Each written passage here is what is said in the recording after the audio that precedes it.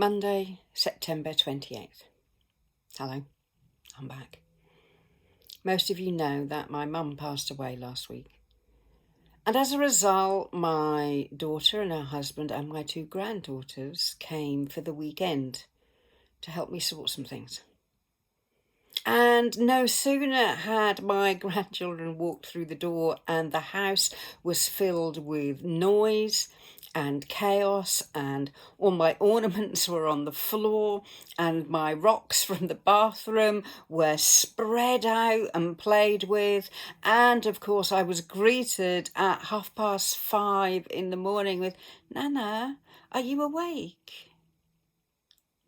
And then, not 2 hours after they left today, I rang Kat and said, "Kat, you have to come back. You have to come back. It's too quiet. I want the chaos. I want the laughter. I want the noise. I want the crazy dog." Because there are some noises, some chaos, some chaotic situations that actually you miss when they've gone. And then I came across this. Listen to this. It was a busy day in our Costa Mesa, California home. But then with 10 children and one on the way, every day was a bit hectic. On this particular day, however, I was having trouble doing even routine chores, all because of one little boy. Len, who was 3 at the time, was on my heels no matter where I went. Whenever I stopped to do something and turned round, I would trip over him.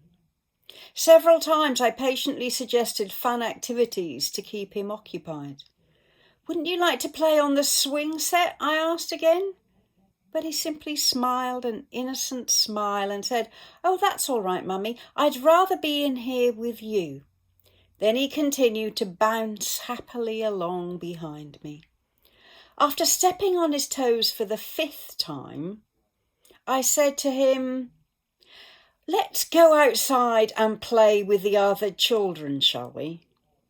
When I asked him why he was acting the way he was, he looked up at me with sweet green eyes and said, "Well, Mummy, in school my teacher told me to walk in Jesus' footsteps, but I can't see him, so I'm walking in yours." I gathered Len in my arms and held him close. Tears of love and humility spilled over from the prayer that grew in my heart, a prayer of thanks for the simple yet beautiful perspective of a 3-year-old boy. Grandchildren have gone, and I will miss them. And my prayer for myself, for my family, and for yours is that I don't have to wait for another death or another tragedy before I get to see them again.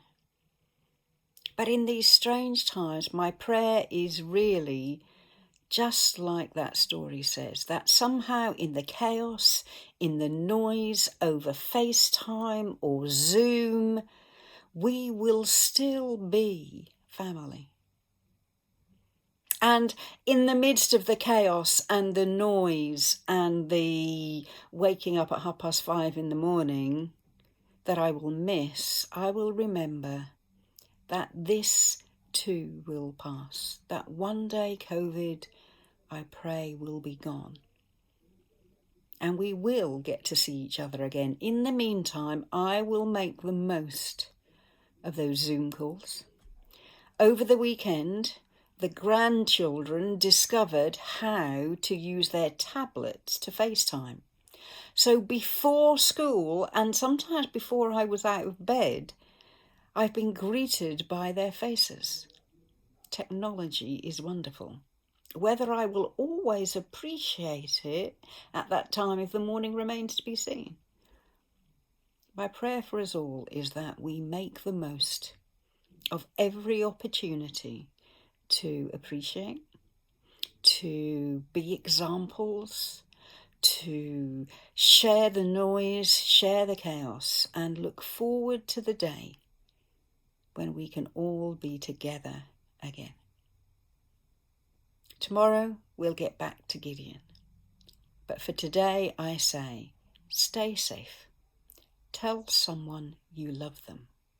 Tell someone you miss them. And I'll see you tomorrow. Bye.